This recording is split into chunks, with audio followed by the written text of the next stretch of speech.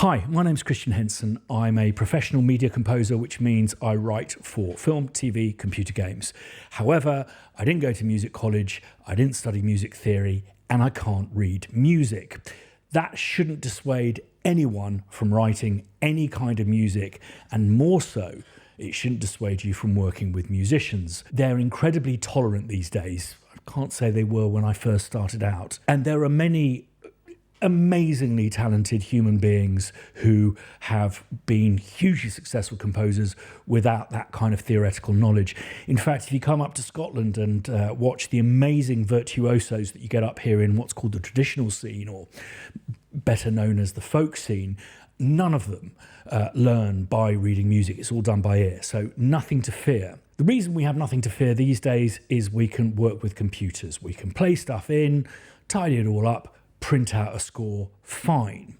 However, things can go slightly awry when particularly working with an ensemble of musicians, more than one, when maybe you haven't got the ranges right, so the lowest and highest note, and maybe you've written something that's outside that range, or indeed when dealing with transposing instruments, which is why I've been creating a thing called blagsheets. Now, if you go to the crowhillcompany.com website, just scroll down to blagsheets here. These are basically little cheat sheet cards that you can download into your phone to call upon as a get out of jail card. Totally free.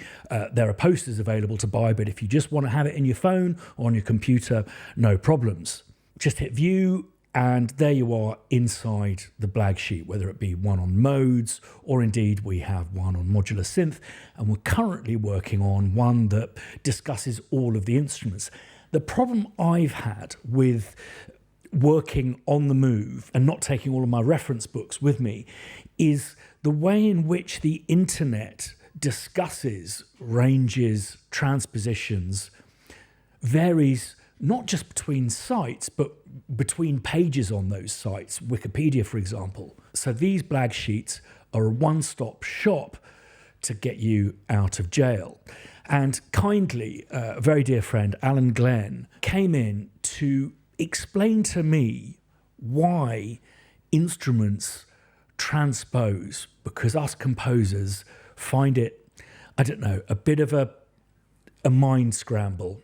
And for anyone who's had to learn the different sizes of recorders, like I did, descant, treble, etc., why can't they just learn how to play untransposed? Transposition is when the written pitch that the musician sees on their manuscript on the stand is different from the sounding pitch that actually will be produced by the instrument. If you play an instrument that's a transposing instrument, you kind of just accept it. If you don't, players don't really get it. And it's because, as you can see kind of around me, there's a family of saxophones. And it's so that the musician, the saxophonist, the clarinetist, any of these kind of families can play the instruments with the same set of fingerings on them. So one thing that saxophone players, flautists, clarinetists usually do, whether it be in orchestral settings, big band or musical theatre, is doubling.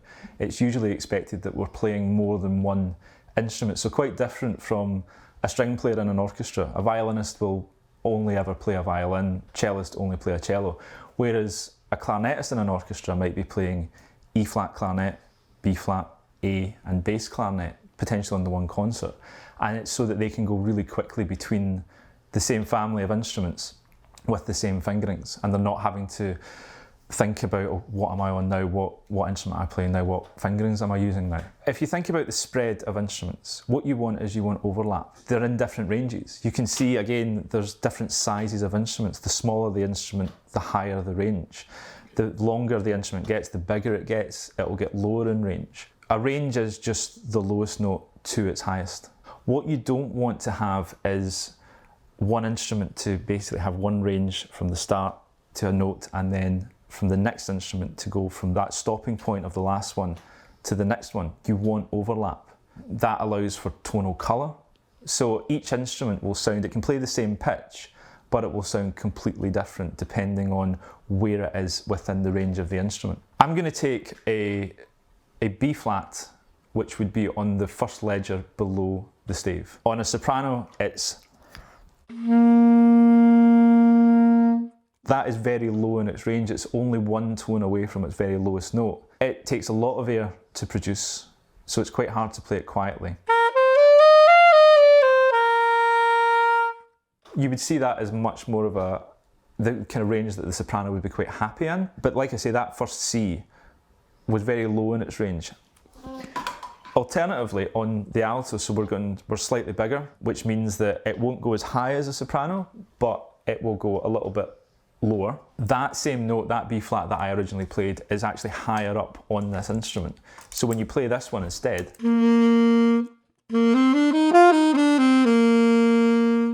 it doesn't have that same honkiness to it because it's not in the kind of really extreme low note of the actual instrument. Baritone, it is very good at playing low.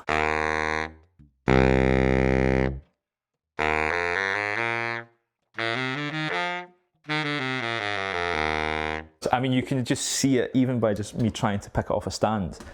There's a lot of metal there. The more of the instrument there is, the lower it's going to go.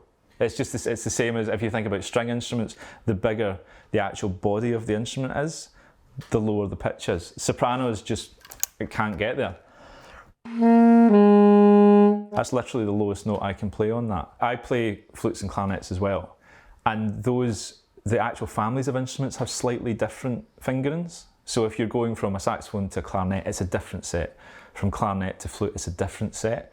But then within the family itself, it's the same fingering. So when I play bass clarinet, when I play B flat clarinet, it's the same set of fingerings, just as if it's the same on saxophones. So what I'll do just now is I'll play the same scale. So for me, it would be C major. So as if I was seeing a C major scale written on a stave. And what you should hopefully hear is that the pitches are completely different.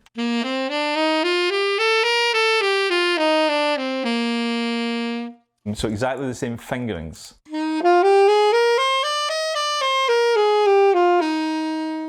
You should hear that those two scales are completely different scales. If I was reading the music, it would be the same, because I use the same fingerings. I started on what is a C for me on both instruments, but they sound totally different because the tenor and the soprano are in the key of B flat, and the alto and the baritone are in the key of E flat. When I see a written C on a piece of manuscript, what comes out the instrument is a B flat.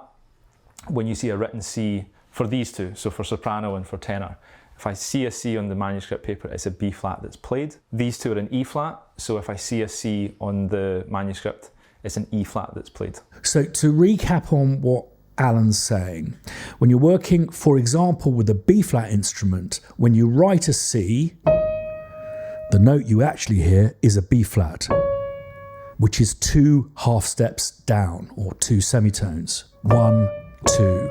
So when you look at the blagsheet, it'll tell you the instrument name, what it looks like, give you some tips on writing for it. It'll also show you the range, both written, transposed, and what those notes actually sound like at what we call concert pitch, where a C is a C. Doors will have different settings like B flat, sax, etc., but I like to really understand how these things are transposing. So also on the blagsheet is what you need to transpose the instrument by before printing out a part for it. So in the case of a B flat instrument, what you'll need to do is play it in, it's all great, stem it out so you've got something to listen to. Before printing out the parts, just simply go in and transpose it by the amount suggested on the blagsheet, which in the case of a B flat instrument will be down 2 semitones, as we call them in Europe, or indeed 2 half steps, as they say in America. The difference between a score and a part is the score is everything that's being played by every musician on the stage. So it's seen as like the Bible. The parts themselves are what the individual musicians will play, and it's what's given to them. I don't need to know if I'm in a big band playing one of the first tenor chairs or like first alto or whatever. I don't need to know what everybody else is doing. I'm more interested in what I'm doing. If I was conducting the band, if I was directing it, I'd like to see what everybody's doing. So that's why the conductors and orchestras have these like pretty big scores in front of them. They can see everything that's being played by every musician on the stand. So sometimes when it comes to the scores, some are transposed and some are in concert because the conductor would just like to see everything in concert pitch. Most conductors are very accomplished piano players, and they just like to see it as if it was on a piano keyboard in front of them. Why are saxophones called woodwind and not brass? They're made of brass. What you might not be able to see from here is at the very, very end of each one of them on the mouthpiece, there's this tiny little bit of wood. So that's what actually makes the sound, is the reed vibrating. It funnels the sound, it creates the tone, but the actual note itself is created by this one little bit of wood vibrating at the end. It's the saxophone or it's a clarinetist, any single reed player, it's their worst nightmare that their reed breaks just before like a gig's to start. It's getting more and more expected is that you can what's called double or treble. So it's the idea of you can play not just saxophones, but flutes and clarinets as well. It's particularly common in musical theatre, so any pit work in London's West End, 99 times out of 100, if you are on a woodwind chair, you're doubling. You might be doubling on this like E-flat, B-flat bass clarinets, but you might also, and if you're playing in something like Chicago, you might be playing flute, saxophone, clarinet, all in the one part, and it's expected that you play those instruments. Depping stands for deputising. Depping is when the original musician can't make it, the full-time player either has another gig or another engagement, and you're asked to come in and dep on the gig. That could be for one night, it could be for a week, it could be for 2 weeks, it depends on the availability of the musician. And that is without doubt one of the most stressful things I think you can do that first night, because a lot of the time you will be sight reading that music. And sight reading, for those that are maybe unfamiliar with the term, is that you sit down and you see the music for the very, very first time. If I was depping on a show or I was depping in a gig, I would always try and get there early just to have a quick look through.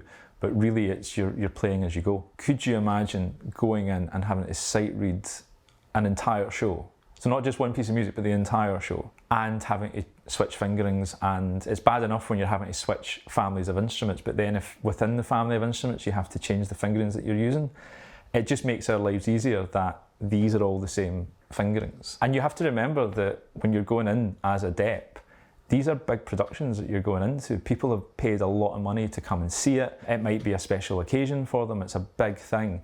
And it's expected that even if you're there to dep, that you play just as well as the full-time player would do. The audience doesn't know that that's your first time seeing, or first time in the band, or first time seeing the music. You have to play to that standard as if you'd been playing it for a while.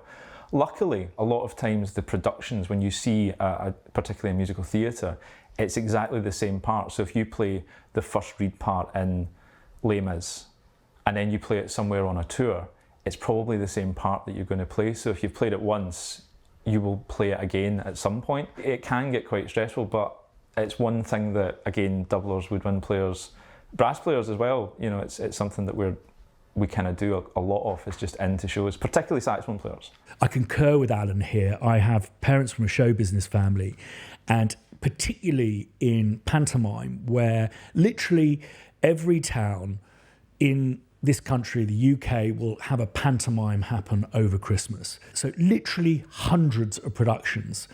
And they will have very, very small pit bands with musicians playing multiple instruments. So I'm keen to know, if you play more than one instrument, do you get paid twice? You get paid twice if you're doubling. You used to. I think it was contractually obliged within like the union that you did, and I think a lot of places still do that. It's getting less and less frequent now. I think a lot of times now, because of we're just happy to have the gig, never mind, you know, asking more for the instruments that we play. Playing multiple instruments, whether it be saxophones, flutes, clarinets, etc., it makes you more employable. It makes you way more hireable than if you just said, I only play alto sax. I've demonstrated my family of kind of transposing instruments, so the saxophones, but there's a lot of instruments out there that are transposing instruments that you wouldn't really think of. The piccolo's one. Piccolo is in concert pitch, but it sounds an octave higher than it's written. The flute is a non-transposing instrument. Bass is an octave lower than it's written. If you wrote the bass parts at the pitch it should sound, it would just be ledger lines. So a ledger line is the additional lines put under the stave. You have 5 lines in your main stave, and ledger lines are the additional lines that are added either below or above. If you didn't transpose the bass, it would just be all ledger lines, which is very, very difficult to read and read quickly. Guitar's a transposing instrument as well. Bassoon is a transposing instrument. Again, it's in C, but it's 1 octave lower than is written. Trumpets are transposing. I think trumpets, it comes back to that they used to change the length of the lead pipe, was how they would change the actual instrument itself. They changed the pitch of the instrument. They would just make the lead pipe a bit longer. But you do get trumpets that are transposing instruments as well. So thanks, Alan, so much for, you've made it much clearer for me why there are such a thing as transposing instruments, and why you also get these registers and ranges of instruments that overlap. Great example of that is a cello that can play up in the gods, really, really high up, but it has a very different timbral quality to, say, a violin. So, blagsheets linked in the video description down below. But when we went to air with this particular video, the instruments blagsheet is actually in beta form. This is because ranges, transpositions, we all trip up on them. So I really need your help. Anyone who has studied theory or any instrumentalists out there, if you could take a look at this blagsheet and snag it for us, that would be most appreciated. And basically there's a conversation happening on our forum where you can whack those snags so that we can correct the blagsheet and we form a consensus of this is pretty safe range for instruments to play with, and yes, this is how they transpose. I'd also really like your help suggesting great examples in music of those particular instruments. So ideally what I'd love on the blagsheet is to have a great solo passage that exemplifies the instrument in soloistic form, even if it's against an orchestra. Then in section or ensemble form, what, say, a bunch of oboes sound like playing together. And finally, an example of that instrument or instruments playing in the context of a bit of radio music, a pop song or alike, or indeed film, TV, or computer game score. Again, if you can whack it into the forum linked below, we'll get the whole thing snagged, and then we can get this blagsheet up and all have the get out of jail card we so desire. I'll also put it on our merch store as a poster to have on your wall. So thanks for watching to the end, and thanks again, Alan, for sharing us your knowledge and making us, I hope, all slightly less resentful and more understanding and empathic towards those amazing wind players that can switch from a baritone to a piccolo without so much as a blink of the eye.